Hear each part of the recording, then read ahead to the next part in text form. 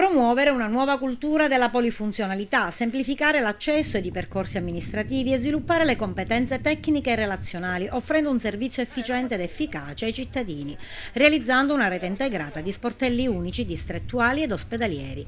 Sono alcuni degli obiettivi del progetto PUA promosso dall'ASP1 di Agrigento e titolato Formazione per il potenziamento ed il funzionamento dei punti unici di accesso. Praticamente noi ci stiamo occupando di riorganizzare il sistema delle cure domiciliari attraverso un sistema unico, il sistema di accoglimento delle istanze dei cittadini e di orientamento a quelli che sono i servizi che noi eroghiamo sul territorio. In che maniera viene articolato questo progetto? Il progetto è un progetto che ha visto l'implementazione di tutto il sistema delle cure domiciliari attraverso una riorganizzazione di questo, al potenziamento anche dei servizi che eroghiamo al domicilio dei cittadini che hanno bisogno di cure, di continuità di cure, pazienti dimessi dall'ospedale o che provengono anche dal territorio.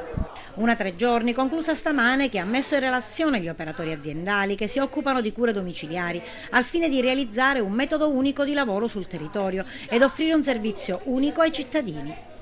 Tale progetto provvede a formazione perché da 3 aziende siamo diventate uno, sono cambiate le norme, la legge, le linee guida che curano e pongono l'attenzione sul cittadino al domicilio, e quindi spostamento degli interventi dagli ospedali verso il territorio e verso il domicilio e poi informatizzazione di tutti i percorsi che ci devono portare a snellire, ad azzerare il più possibile il cartaceo e gli aspetti burocratici.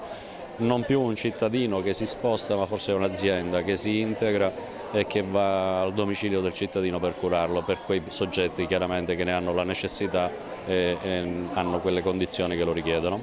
Quali i tempi di realizzazione nella fase fattiva? Ma guardi, ormai siamo agli step la formazione che è il prerequisito per attivare il cambiamento, è già partita per gruppi di 40 operatori mettendo insieme ospedali, distretti, poliambulatori e quant'altro.